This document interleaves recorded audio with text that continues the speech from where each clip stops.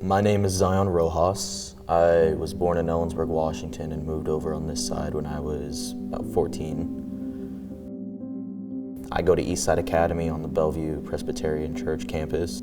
So growing up, my parents weren't very much there. I was never religious to start off with. My parents were never religious, never pushed anything on me. But years later, when I was around between 10 and 12, my mom had a bit of a mental breakdown and started this whole personal religion that she was a prophet of her own God. And she pushed that very heavily into my mind, of conspiracies that the world was going to end every day, that the world was ruled by various different new world orders. And she eventually got to a point where she wouldn't let me wear branded clothing, wouldn't let me read any different books besides the King James Version of the Bible, didn't let me watch TV or any other screens or anything. And ever since then, I had hated God for years upon years, up until actually recently this year. Specifically at the summer camp that BelPres did for the high school ministry. Going into it, it was solely just to meet with some friends, just to hang out, because it was a summer camp and I just wanted to get out of the house.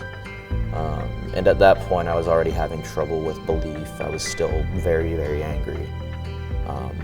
But as soon as we stepped foot at the camp, something started to shift. I can't really explain it. And I started to feel less and less angry. As I found that I was leaving worship pretty much for the first couple nights. I was leaving worship, but it was less hard and less hard to do that. I was able to walk away the first night, but then by the end of it I couldn't, because I was just too invested and something was pulling me towards it. Where I finally realized that the God that my mother had created was not the same God as here.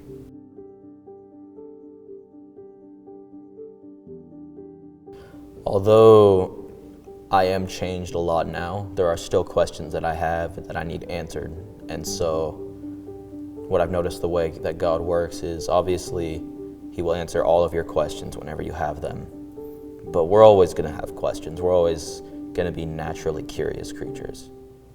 And so we're going to be constantly remade. We're going to be constantly broken down through trials and tribulations that we go through in our daily lives. But God is always going to be there to pull us in, hold us tight, and give us the answers that we need to be able to continue through our troubles.